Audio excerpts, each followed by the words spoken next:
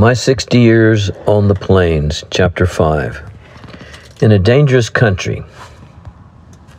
We continued on towards Little Wind River and crossed a most rugged and romantic country whose lofty, sky-piercing peaks ascended to and above the clouds. On the northwest were the Wind River Mountains, which are the main Rockies. To the eastward, the Bighorn Mountains, world-renowned in their isolated grandeur, the home of all noble game such as buffalo, elk, antelope, deer, and bear. It is a hunter's paradise. Here the different tribes of Indians met on their annual hunt, and the meet was often the scene of conflict. We saw no Indian sign until we reached Little Wind River, where Evans and Russell picked up a moccasin. This was dangerous country. Hostile war parties were numerous and were liable to make their appearance at almost any hour of the day or night. Williams selected a strong position for camp, as he considered this the most dangerous country on the plains, being constantly invaded by war parties of Blackfeet, Bloods, Piegans, and Crows. The trappers and Shoshones were kept constantly on the alert to avoid losing their stock and even their scalps. Williams was of the opinion that the tracks discovered were made by a party of Blackfeet, as they almost always went to war on foot. Beaver and otter seemed plentiful, and the men set traps. That night we slept with arms by our side, ready for instant action, and kept close guard, as it was almost a certainty that the Indians had discovered us and would try for our stock. Noble and I stood first guard, and Evans and Russell second. About 4 o'clock in the morning, 2 shots brought us all to our feet. Immediately after the shots, we heard yell after yell from the Indians, and they began firing at the camp with guns and bows and arrows. Evans and Russell had killed 2 Indians with their first shots. We fired at the flashes of the Indian guns. These were Hudson Bay flintlocks, and made a very decided flash when discharged. The weapon is not over-effective, but will do damage at short range. Some of our shots must have taken effect, as the Indians fell back, though they continued sending shots to camp until close to daylight. Several of our men, myself included, wanted to charge, but Williams would not allow it, as he considered it dangerous charging an unknown number of Indians at night, although he had concluded that there were not more than a dozen in number, if so many. Just before daylight, the Indians attempted to recover their slain comrades. They are expert in crawling through grass, but our men were up to all their tactics and prevented them, and added 1 more to keep company with the 2 already sent to their happy hunting grounds. The Indians gave a yell of despair and departed, sending after us a few parting shots. Daylight was now appearing in the east, and objects could be seen at a distance. Noble and Russell lifted the hair of the 3 dead Indians, and as they had had some experience in scalping, it was easily accomplished. The method of scalping was to run the knife around the head under the hair, cutting through to the skull bone, then taking hold of the scalp lock and giving it a quick jerk. The scalp would come off and was afterwards dried on a hoop. The reason that mountaineers scalped Indians was in retaliation, and also because Indians dread going to their happy hunting grounds without their scalps. For this reason, they will risk a great deal to get their slain after battle. We discovered a trail of blood leading down the river from the place where they had fired the shots into camp, showing that some of our return shots had been effective.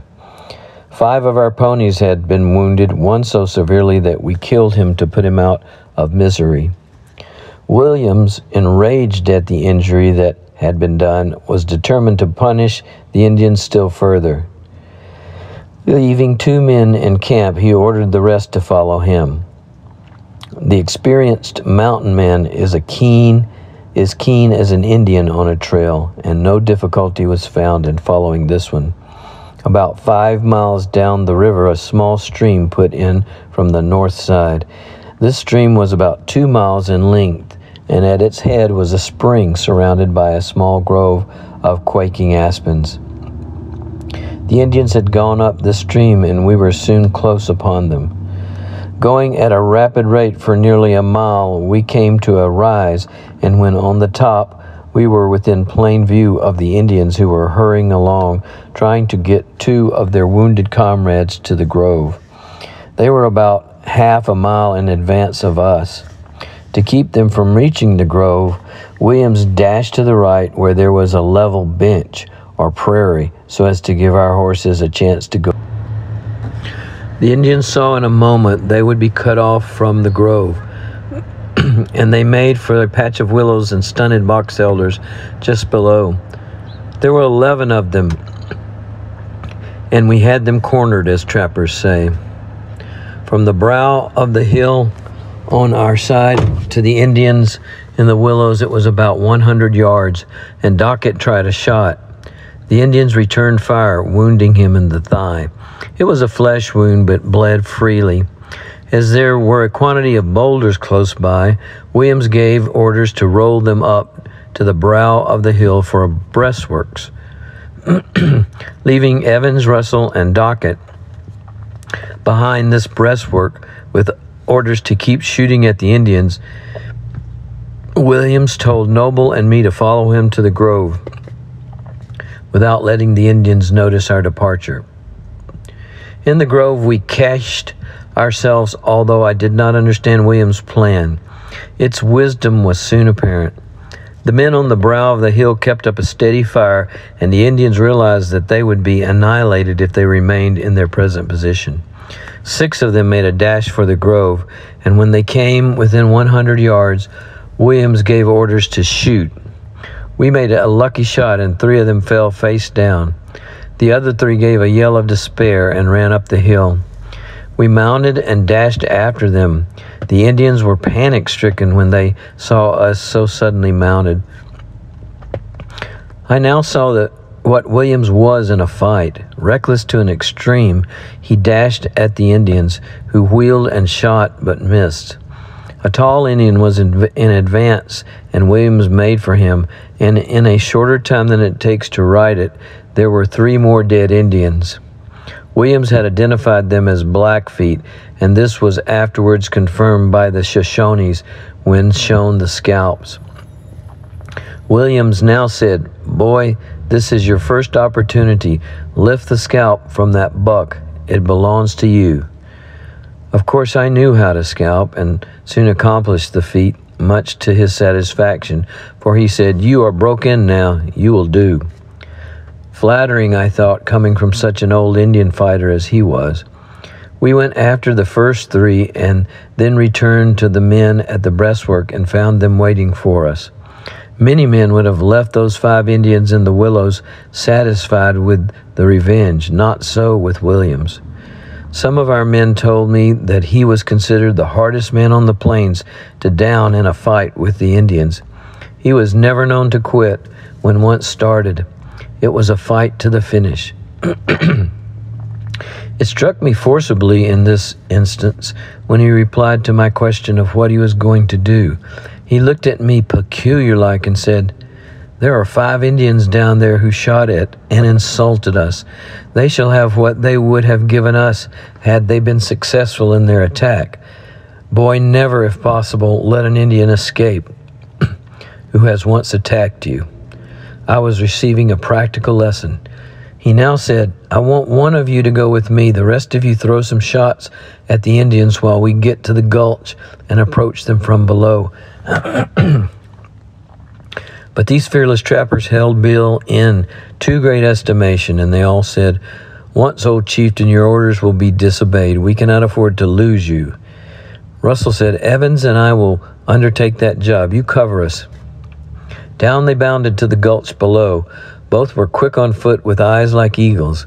They had been in many desperate fights and understood the danger of approaching Indians in ambush. A wounded Indian is a dangerous animal when approached by an enemy. We kept up a steady fire until our men were seen to be close to the willows. Evans and Russell now shot and bounded forward, yelling like Indians. We also rushed down. One wounded Indian had an arrow and bow ready to shoot, but he was not quick enough. In a very short time, all was over. We found in the plunder 2 fine rifles, ammunition, knives, and other articles belonging to trappers. Williams said that some small party of trappers had been surprised by these Blackfeet, and in a few days we found that such was the case. After collecting all the plunder, we returned to camp. When Perkins saw what we brought back, he said, "Well done, chieftain. Blackfeet had better give you the go-by." Williams smiled and answered, "No better than you would have done. Either one of these men would have died for the other." As we were wolfish, a mountain phrase for hunger, we did ample justice to the feast which had been prepared. The men then went to look after their traps, and as I wanted to know all about trapping, I accompanied them. They made an excellent catch of beaver and reset the traps. I observed closely the manner of setting and baiting. This is done in different ways according to the condition of the banks of the creek, the dams, the depth of water, and whether there is a muddy or a gravelly bottom. Trapping is a science only to be acquired through long practice. I am considered one of the best, yet I'm constantly experimenting.